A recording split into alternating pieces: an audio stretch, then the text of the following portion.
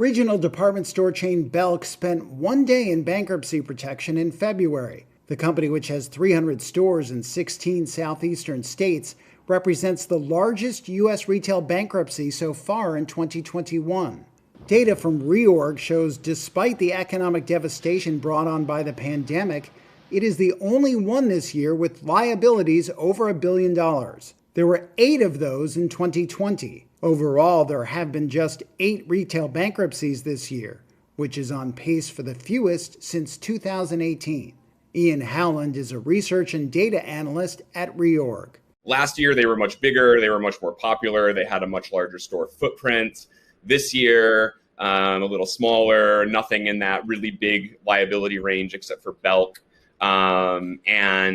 Just kind of specialty and apparel retailers of less popularity. The lull hasn't surprised attorney Laura Davis-Jones, a partner with Pacholski, Stang, Zeeland Jones. She says chains are still not dealing with their regular expenses. Once we get through now the rent moratoriums that have been put in place, and we've got to get employees back to work and so forth, then these retailers will be up and running again, and we're going to see how it goes. Jones says employees have skipped town during the pandemic and may not come back, especially if wages don't increase. Other issues facing chains include convincing Americans to shop in their stores again and boosting their online presence to better compete with Amazon.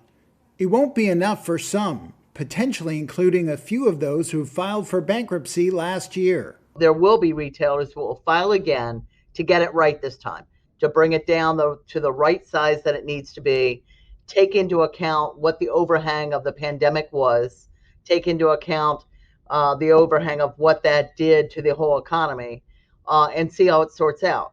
Jones sees this happening over the next 12 to 18 months and would follow the unprecedented challenges retailers faced in 2020. I've been practicing 35 years. This is the first time I've ever had clients call me and not say, hey, Laura, we're worried about payroll next week or 2 weeks from now, or hey, we're worried if we're going to be able to meet our bond payment 3 months from now. These were, hey, I have no revenue starting tonight. What do I do? That is scary stuff. She expects retailers and landlords to work together more closely to try to come up with viable solutions.